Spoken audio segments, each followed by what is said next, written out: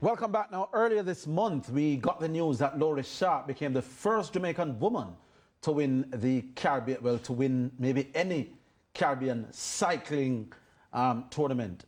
She joins us right here now to tell us a little bit about that event, but also a little bit about her resume as far as cycling is concerned. She joins us right now. Hi, Ms. Sharp. How are you? Hi, thanks for having me. Well, first of all, let me ask you that. Are you the first Jamaican to win any kind of cycling event as a female in regional tournaments? Yeah, so I can definitively say I was the first Jamaican female cyclist to win the Elite Caribbean Championship title in the road race. Is there a thing as a non-elite title? Usually there's just the elite, which is like the older, like above under 23 and junior. So it's like elite, under 23 and then juniors. Okay, so tell us a little bit about it. We understand that last year you got the silver medal. Yeah, that's right. Before we come to this year's victory, tell us about that silver medal. Where was that tournament? Last year that was in Guadeloupe, in October, I believe. And yeah, I wasn't really not sure what I was to expect. Right. So it was also my last race of the season. So I was kind of like really eager to get it over with, right, but still wanting to put a good showing for my country. What's the name of the event itself? So it's the Elite Caribbean Cycling Championships. How long a distance? Last year, I believe, the women did just under 70 kilometers. So it's a stadium, it's a cycle track. No, it's on the road. It's on the road? Yeah, yeah. How do you do 70 laps on the road? It was like a circuit, and it was closed off to, like, you know, traffic and everything. And we just did about 5 or so laps of the circuit to complete the 70 kilometers. Okay, great. So were you disappointed when you finished second, or was that good enough for you at that stage? I think I was satisfied, and more so because of the performance I put in, because my goal was to break away from the rest of the group, and I successfully did that with the girl who eventually came first. So we broke away from the field and just battled it out towards the end. How significant was the lead in the end? Like the gap between. The gap between first and so second. it was like in the last kilometer or so, and she just had the stronger legs and was able to sprint away. Okay. I just couldn't respond. So coming into this year's tournament, now that you realize that you could finish second in that elite cycling event, did you come into this year with a kind of confidence that, you know what, I can win this thing? Yes and no. Yes, because I know of my capabilities, and I know that I'm strong enough to perform well, especially on the regional landscape. No, because this course really didn't suit me per se, because it was really completely flat, and that usually ends up in a sprint, and sprinting is just simply not my strong suit. So climbing courses usually suit me better. So going into the race, I was like, okay, I need to formulate some sort of plan in order to execute, like, being able to win. And yeah, that's that it. You won. Were you surprised? I don't think so. Okay. Did the girl that beat you last year? She wasn't there, no. Oh, she wasn't there? Yeah, I was looking forward to seeing her, but no. You wanted to revenge last year. Yeah, exactly. All right, we understand that you had one of your first professional contracts. Was it last year? So my first professional contract was in 2022 with Canyon SRAM Generation. With who? Canyon SRAM Generation. Where and what is that? And that was a European-based team, so I was based in Europe for 2 years. And then this past year, 2024, sorry, I signed with a team in the US, Legion of Los Angeles, and I re-signed with them for next year, so I'll be in the US racing for next year. How did you get into cycling? Oh, gosh. So just before cycling, like, my first ever competitive sport was swimming.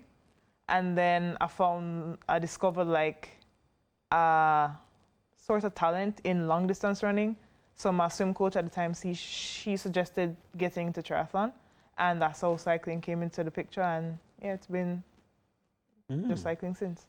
So you were first a swimmer? Yes, I was swimming like from I was 7 to maybe about 10 years competitively. So I really stopped when I was around 17.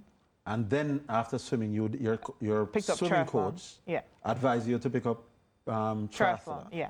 Which is cycling, swimming, And running. And running. Which event in running did you pick up? Or Like, the triathlon dictates how long is the triathlon? Is the running part of the triathlon? so I mainly did the sprint distance, and that's like a 5K run at the end. Or sprint is a 5K run is considered a sprint in triathlon? Yeah, triathlon is very endurance based, very excessive. Okay, so that was how long ago? So I did that when I was like 16 to 19, and I'm now 24. Whoa. So You took up cycling for the first time 8 years ago? You never was one of those who used to ride before that? no, not really. Well, No. well, are you surprised at the kind of strides that you would have made in cycling in such a short time? Also, yes and no. Yes, because it was something that was really new to me, and I was just simply unsure of how far I would go into the sport, or even if I would stick with it. Right. And no, because I can be rather stubborn All to right, an extent.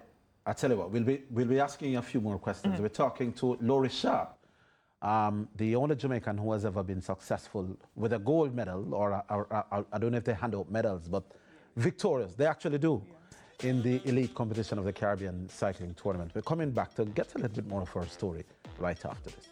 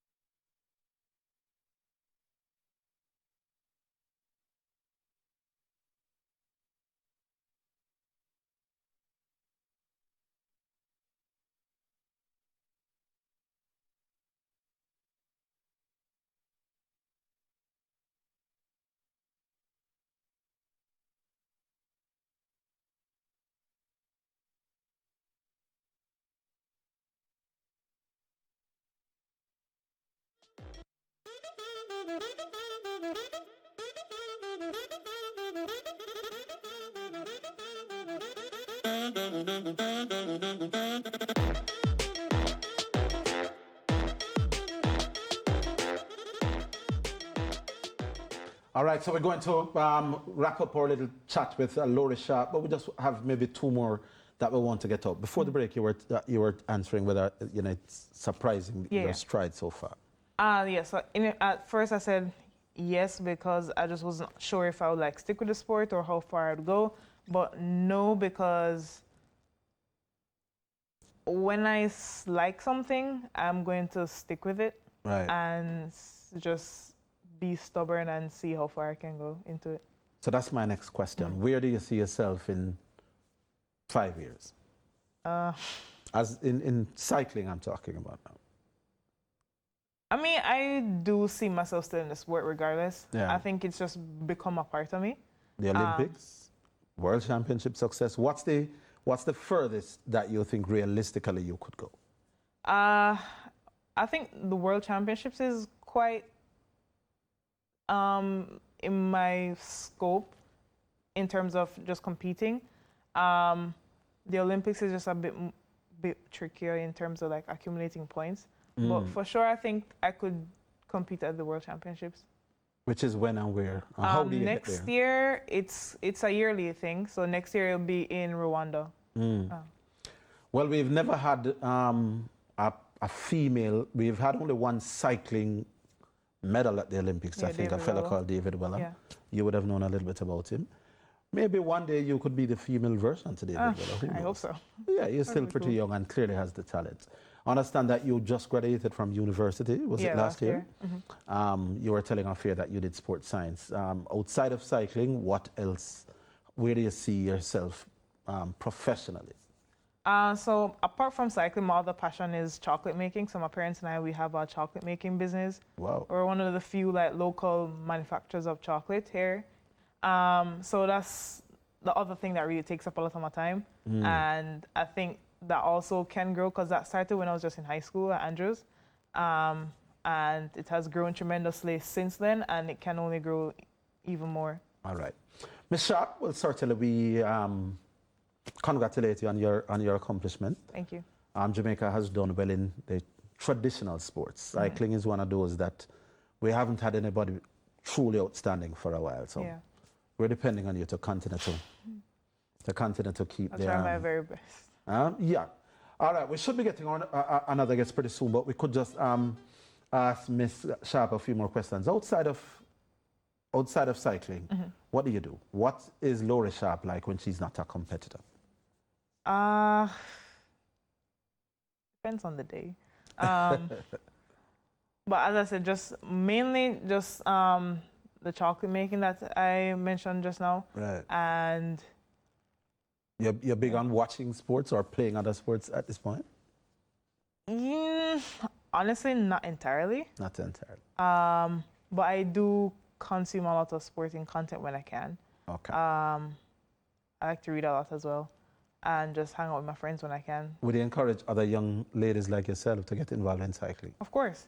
And we even have like 2 junior girls who I think could do really well, Malika Russell and Jordania James. And I think, one, of course, they like the sport, which is great.